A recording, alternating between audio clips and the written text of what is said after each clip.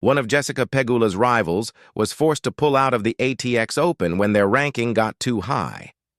Jessica Pegula has had her say on a strange rule that stopped one of her rivals from playing this week's ATX Open. Only one top 10 player is allowed to compete at each WTA 2-on-50 event.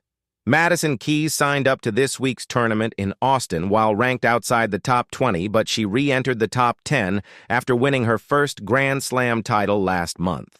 Pegula had already signed on as the tournament's sole top 10 player, meaning Keys was forced to withdraw when she rose to number 5 in the world. Tournament entry lists come out 6 weeks before an event takes place, meaning Keys was ranked number 21 in the world when she signed up for the ATX Open. The 30-year-old enjoys playing on home soil, and the WTA 250 in Austin would have served as the perfect preparation for the upcoming 1,000-point events in Indian Wells and Miami. But after winning her maiden major title at the Australian Open, Keys re-entered the top 10 and was forced to pull out of the ATX Open as a result. WTA rules mean only one player inside the top 10 can compete at a 250 current world number 4. Pegula was the player who got this spot in Austin, and she's been making the most of it.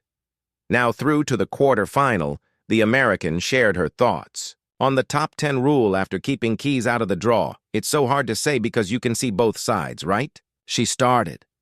I mean, sometimes there are small tournaments before, and if it was like a big week, like here before Indian Wells, you could have a couple of top 10 players.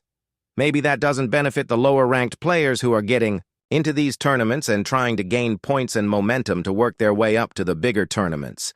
But then, at the same time, it's always tough when something like that happens, like with Madi, and she's not able to play.